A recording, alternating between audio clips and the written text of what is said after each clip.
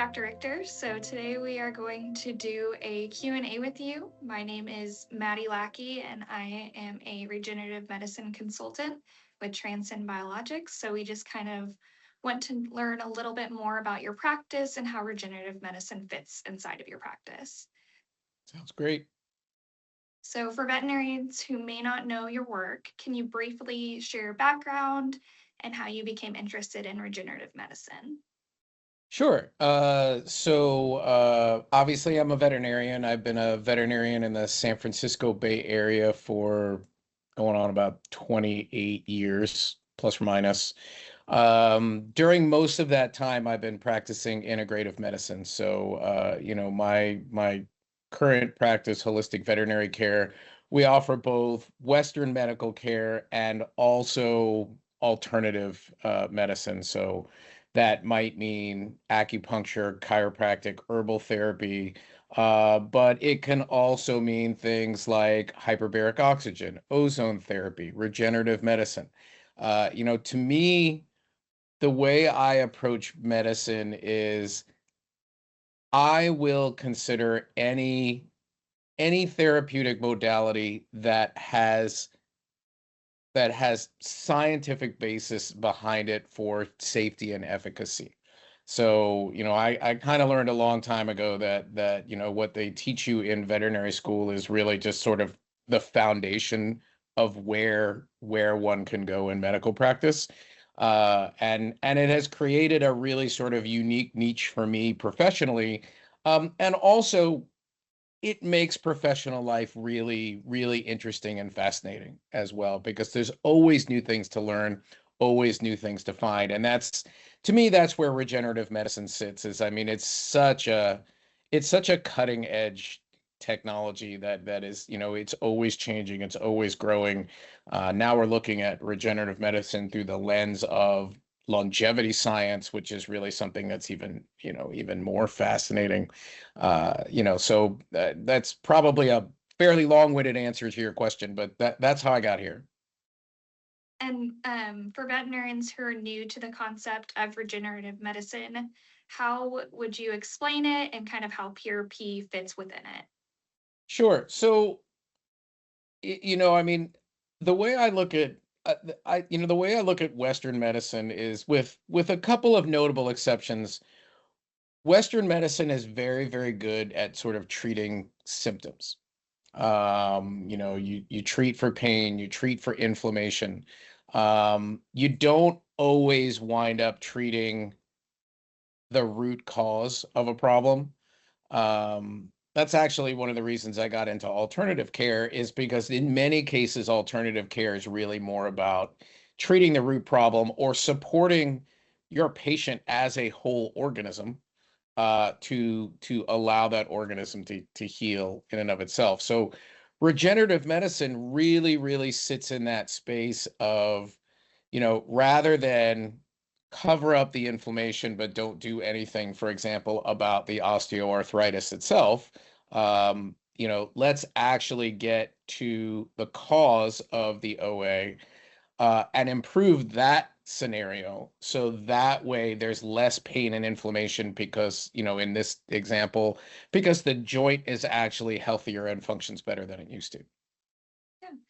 So, kind of to play off of that a little bit, how does the platelet rich plasma itself kind of support that healing and make the joint better than it was before, and any other applications as well? Sure. So, I mean, as any medical professional would know, there's all kinds of healing factors that sit within the plasma.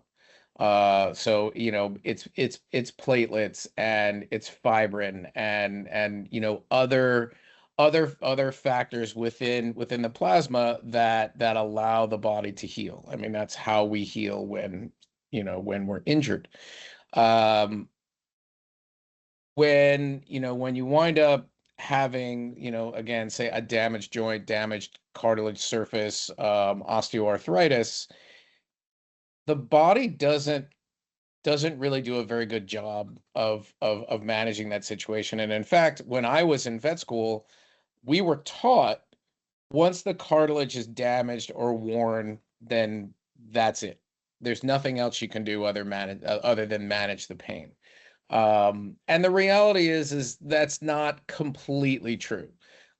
We don't really have the ability to kind of make the joint perfect again, but we do have the ability to dramatically improve that cartilage surface, improve the condition of the joint capsule itself, and those healing factors that are in that platelet-rich plasma wind up being, a significant part of that, in so much as that when we put those factors directly into a joint, they get to work on the cartilage, on the joint capsule, and really addressing the inflammation that is happening within the joint to improve that joint environment over time. And for your typical small animal practice, what are kind of the top conditions that you see where PRP has become a go-to tool for you? I mean, the top things that we see, and my practice, like I say, we're very integrative. We do a lot of physical rehabilitation, so we see a lot of older animals with arthritis. We see animals that are cruciate ligament damage, either with or without surgery. Various other types of injuries, hyperextension injuries, like a carpal hyperextension injury, things of that nature, all of which are going to cause inflammation, pain, lameness, and ultimately all kinds of chronic problems. So, from a PRP perspective, that's a lot of what we're using it for. Now, I think it's worth saying there's other things that one can use PRP for, particularly things like wound care, things of that nature. In my office, we have a lot of modalities that we use for those sorts of things: hyperbaric oxygen, ozone, regenerative laser, etc. So it winds up becoming integrated into a much more comprehensive treatment plan when we're talking about those kinds of things. Okay. And then are there any cases that you've seen where PRP has been able to help where it would have normally not had a similar outcome? Yeah, again, like I think like every veterinarian, we see a lot of older animals with osteoarthritis. We see a lot of animals that are on the standard of care, if you will. So they're on a non-steroidal anti-inflammatory. Maybe they're on gabapentin, although arguably gabapentin probably doesn't do a whole lot for pain anyway, but it's kind of standard of care anyhow. They're on some sort of joint support supplement, whether it be glucosamine or UC2 collagen. If their veterinarians sort of really on top of things, they're on a product like Adequan, like a polysulfated glycosaminoglycan that's given injectively. Um, all of that stuff is great and in many cases effective, but in a lot of cases also it just isn't getting us where we would ultimately like to be. That animal's still in pain, they're still lame, they're still having trouble. And that's when you really have to start looking elsewhere. And at least in this practice, we've found a lot of application for intra-articular PRP. We found that it can be really, really helpful for these guys. And you kind of spoke about this a little bit when you were talking about wound care, but what are some other treatments like surgery, rehabilitation? You spoke about that as well, or anti-inflammatory medications where you can kind of use PRP as an addition to those treatments. Yeah, I mean, as I was saying, I mean, PRP is it's one of these compounds that really, really can promote healing. From a again, so like from a post-surgical perspective, if we have if there's a patient that's either it's been a very traumatic surgery or they're slow to heal, PRP could be used to help speed the healing of that. Slow to heal surgical wounds, for example, is another really good example. Wounds that maybe either because there was a lot of tension on the suture line or because of the nature of what the wound was, they were sort of left to granulate in by second intention. That's a good way to really promote the formation of that granulation tissue and speed that healing process along. And then you kind of spoke about how some of our older patients tend to be the go-tos for PRP. What Yeah. types of patients tend to respond the best to PRP? I mean, I think at least here, the ones that we see do the best are the ones that I would say have, sort of classic osteoarthritis signs. So, maybe they injured a cruciate ligament years before and now they're arthritic, or, they've got a bad shoulder or an elbow, whatever, pick your joint, etc. I think the sort of the wild cards here are, do they have some other complicating factor? So, for example, if we're talking about a dog that has elbow OA, do they also concurrently have a joint mouse? Is there some physical object floating around in that joint space? Because if there is, then that's going to continue to cause pain no matter what you do until you remove the thing.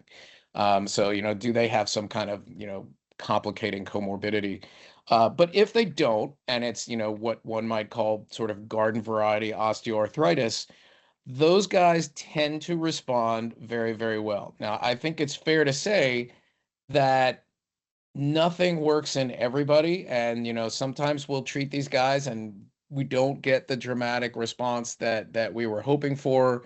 That's just medicine. There's just a certain unpredictability in some of these things. But the nice thing about it is that because you're giving the patient their own biological material. So, like, other than doing an appropriate aseptic prep for a joint injection, there's effectively very, very little chance of there being any downside to this. I mean, I think your worst case scenario with most of these animals is it doesn't work. You don't have a lot to lose.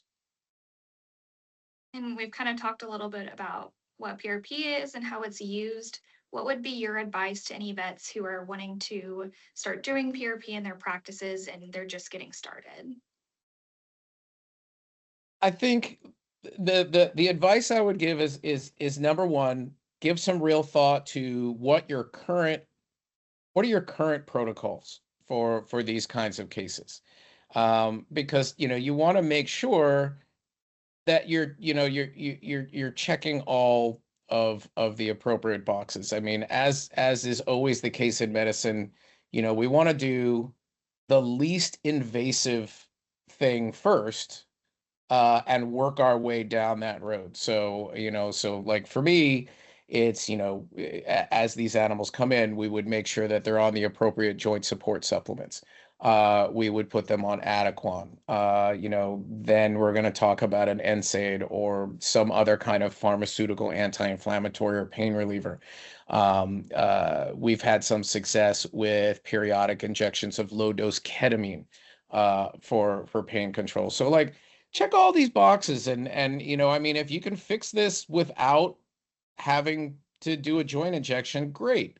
But unfortunately, the reality is with arthritis, and this is true for an animal as it is for a person, generally speaking, this process only goes in one direction. It just slowly gets worse over time. So even if things have been controlled well for a little while, eventually you might get to a point where it's not working anymore, and that's where you need to start looking at things like PRP. So to your question, like, as a veterinarian who may be thinking about this kind of process, number one, like I say, make sure that you're doing all the other stuff first. Number two, really make sure that you are comfortable with the joint injection process. In all honesty, it is not rocket science. Most joints are fairly easy to get into. The one joint that I think it can be very challenging, are hip joints. And that is in part because there is a lot of muscle and fat to get down to the hip joint. And needless to say, when you're talking about an arthritic joint, you're not really talking about a normal joint space anyway. So it can be very challenging to get into a hip joint. And quite frankly, I don't frequently do them because they are tough to get into. But a knee, an elbow, a shoulder, a carpus, a tarsal joint. It's not that hard. Like with a little bit of training, any veterinarian can do this. And if as a practitioner, if your goal both sort of medically and professionally is you want to be able to offer something that is number one gonna have a really good potential for making a positive difference in these animals and number two, from just from the standpoint of you want to be able to offer something that probably not too many other people in town are able to offer. This is a really good thing to do. And quite frankly, like, from a barrier to entry perspective, this is not the kind of thing where you have to buy $50,000 worth of equipment to do. I mean, there are other, I mean, like, you want to put a hyperbaric oxygen chamber in your office, that's going to cost you probably 150 grand by the time you're done. That's a big return on investment calculation. This is really easy because you don't have to buy anything other than the disposables that you're going to use. So in that sense, it costs you nothing to get in. And then from a pet parent perspective, whenever you're having a conversation with a potential pet parent that might be a good candidate for PRP, how do you kind of Mhm. explain that? And sorry, my computer just fell asleep. How do you kind of explain that and help them understand the value of doing PRP? Sure. You know what? I explain it in much the same way we just talked about it, which is most of the things that we're able to do, in veterinary medicine when it comes to things like osteoarthritis, we're treating symptoms, we're treating pain, we're treating inflammation, which is fine. But I think we just need to understand it for what it is, that we're not doing anything to change the course of the progression of the joint. I think the exceptions to that would be glucosamine, UC2 collagen, and adequan. Probably the three things that might actually make a difference as far as the joint environment goes. So I will explain that to people, and really just point out to them that, look, this is what we're doing now. We're not we're not at an ideal place. Your dog is still painful, still limping, still having some trouble, and we would really like to do everything that we can to make them as comfortable and functional as possible. There's always the understanding that, like I said before, like not everything works as well as we'd like it to, and nobody's curing arthritis. So it's not that, but if we're looking for what else can we do that's going to make a positive difference, this is a really good thing to do. Um, as I said, it's very, very safe as a procedure, and in the grand scheme of things, it's not that expensive. So this has kind of been where PRP and regenerative medicine is now. Where do you see it in the next 5 to 10 years? Yeah. So the next 5 to 10 years is going to get interesting. So I'll tell you right now, and this is a thing that can be done right now, and we do this in my office a little bit. You can combine stem cell injections into a joint with PRP. Now, stem cells, that's a it's a sort of a very different process from the standpoint of your cost, client cost, relative invasiveness of getting all this done. But even now, like you can do that. You can combine stem cells and PRP, and I think get very good results. Moving forward, I think where where we're going from a regenerative medicine perspective is I think we're going to be finding more and more compounds um, that are going to help that joint surface heal. So for example, even now, one of the other things that will often combine with PRP is an osteo cushion product. So there's a product out there called Spring, which is an osteo cushion product. So it does exactly what it sounds like. It creates a barrier within the joint that creates some separation between the cartilage. Um, those injections will last, depending on the dog, between 6 and 12 months. So, if now you can put an osteo cushion product in there to reduce the friction and the PRP in there to improve the healing, now you've really, now you've really done something very interesting from the standpoint of keeping these guys comfortable. So that's available now. I think you're going to see more and more products come out over time that are going to promote healing. Some of these may be, again, things that get injected in the joint. Some of them maybe external treatments. We're already seeing things like regenerative laser, therapeutic ultrasound, shockwave, things of that nature that are very beneficial. I think it's sky's the limit as far as the technology that comes down the road. We may get to the point where, we're talking about either gene therapy, um, or a whole new type of stem cell process that is able to literally target, for example, cartilage cells in the joint.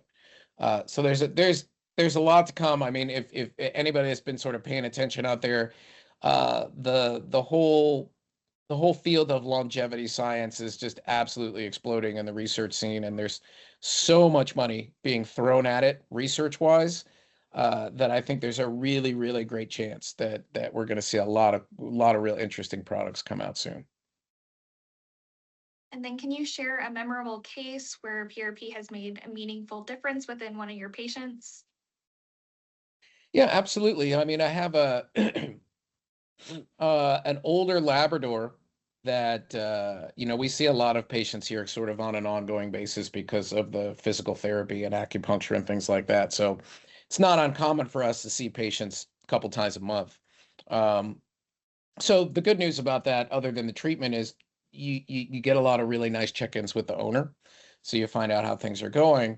So we have this geriatric Labrador patient that I was doing acupuncture on a week or two, and I was just talking to her about how things are going. The dog he has a very arthritic knee, and he's also got a similarly bad elbow.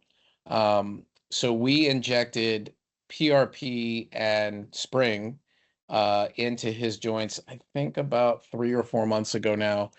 And she was telling me that there was just such a dramatic difference in his comfort level from the standpoint of like how quickly he gets up in the morning and how long he wants to go out for walks. And just what you might think of as like really mundane day-to-day stuff.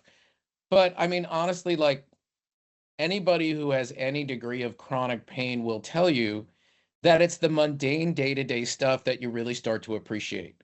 The fact that you can get out of bed without pain, the fact that you can get in and out of your car without pain, things of that nature. And that's essentially what this lady was describing to me. And it's, and we're doing all the other stuff with this dog. I mean, it's not, I mean, rarely is any patient treated with one modality. But we were doing all the other stuff before we did the joint injections in this dog, and he was doing okay, and now he's doing really okay. So that's always really gratifying to know that you made a difference, in that pet's life. And like I say, I mean, again, from a procedural perspective, it's just not that hard to do. Yeah, it really helps that quality, day-to-day quality of life. It That's where you does. see the big difference. Yeah. And then kind of with all of your experience, how would you use that to recommend vets kind of have characteristics to evaluate within their clinics to kind of see if what PRP system would be the best for them? Yeah, I mean, as you well know, I mean, there's a lot of options out there. And for me, uh, it's sort of like the calculation of like what you're going to look for. I think it really comes down to sort of factors like what's effective, ease of use, and quite frankly, what does it cost? I mean, because ultimately the cost of that PRP system is going to wind up getting passed along to the pet owner.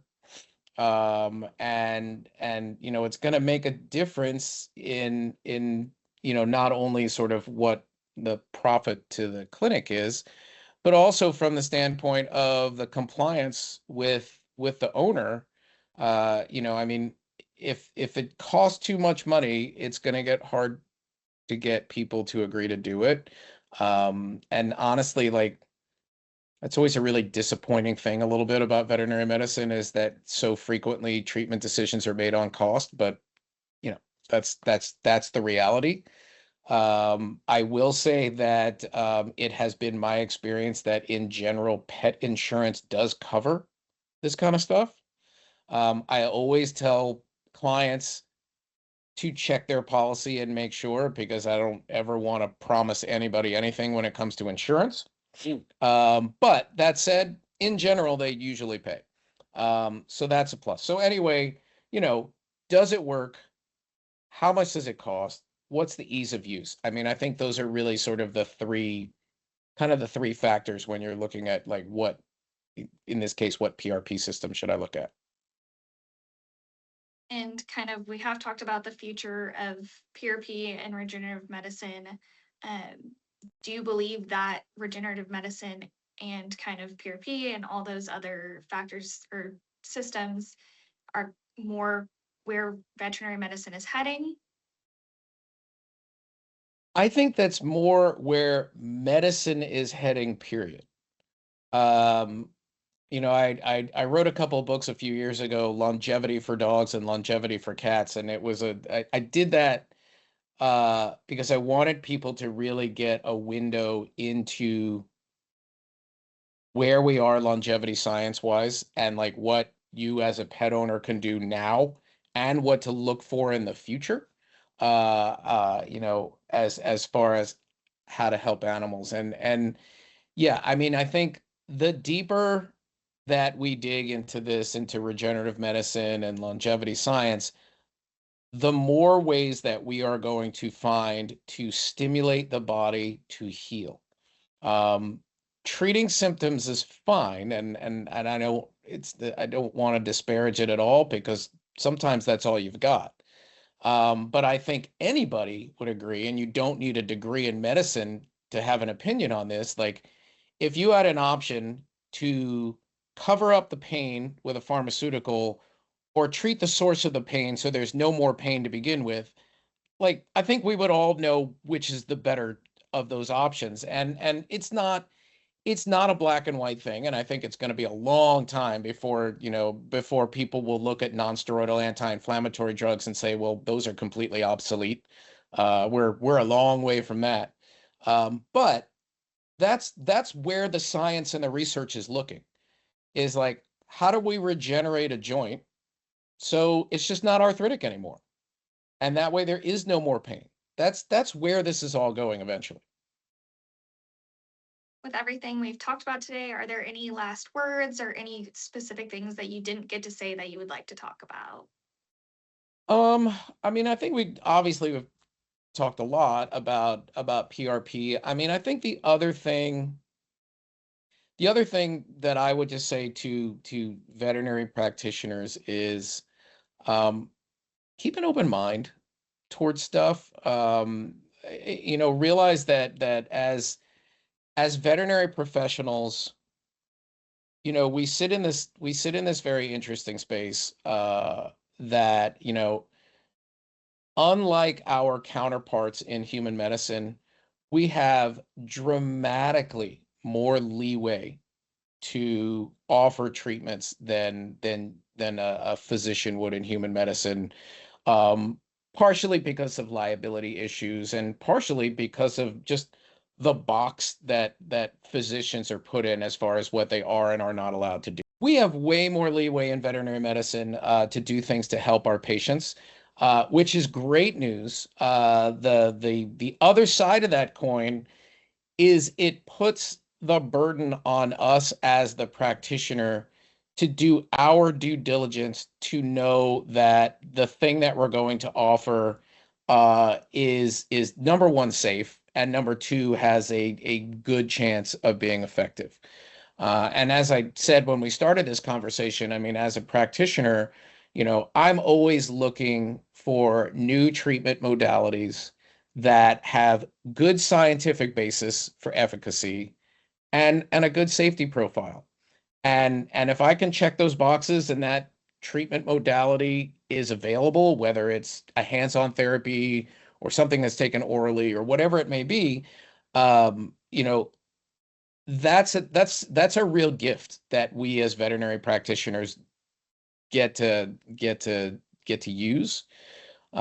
So, what I often tell veterinary students or like pre-vet students when I talk to them, as I tell them that as a medical professional, above all else, you need to be a lifelong learner. You need to be the kind of person that's always looking to learn something new. The running joke is there's a reason why they call it medical practice, because none of us ever really get it right. And both from the standpoint of the benefit of your patients, but also quite frankly from your own personal satisfaction and professional enjoyment. If you're learning new things and doing better by your patients than you were, say, last year or 5 years ago, then that's a really, really nice place to be. That keeps you happy in here, and it keeps your clients coming back. So it's win-win. Excellent. I think that pretty much covers it. Thank you so much for talking with us today. We really appreciate it. You bet.